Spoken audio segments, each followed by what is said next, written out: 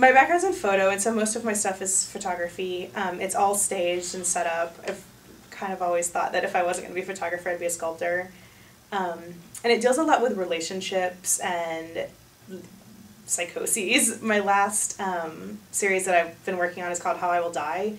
That's about, I'm a total hypochondriac, and so every time I've convinced myself I have a horrible disease, I make photographs about it.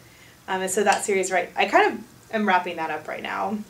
And it's a bunch of photographs, and then I started making jewelry out of medical supplies. And so it's this combination of photography and jewelry. And like, actually, one of my favorite museums in Houston to go to is the Station Museum, which shows almost exclusively political art. And I think that I'm so fascinated in going there because it's not something that I do. And so kind of the vast majority of what they show there is people that are living in the United States but are from other countries and kind of are making art in response to what's going on where they're from. And it's like so powerful and moving, and even if you don't keep up with current events, you like get this like huge emotional response from looking at the artwork.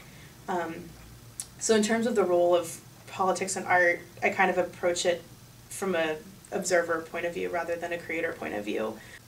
There's less of an idea of like you have to make this and you have to say this with your art, but it's still, I mean, if we're getting funding from the NEA, it's still, you know, government influence on art. And I mean, and things like censorship have happened in the United States. Like I'm thinking of like Robert Mapplethorpe winning the NEA grant and then Philip Lloyd-Corshon not being able to make what he wanted because people didn't like what Robert Mapplethorpe made.